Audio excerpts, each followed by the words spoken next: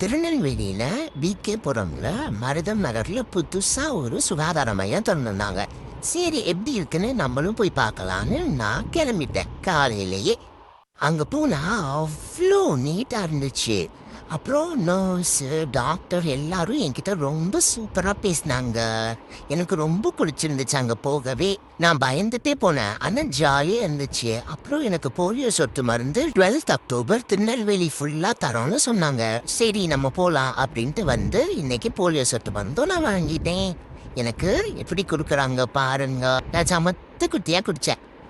உங்க வீட்லயும் 5 வயசுக்குள்ள குழந்தைங்கள்லாம் இருந்தா நீங்களும் போய் போலியோ சொட்டு மருந்து போட்டுக்கோங்க. போலியோ மருந்து எப்படி இருந்தது?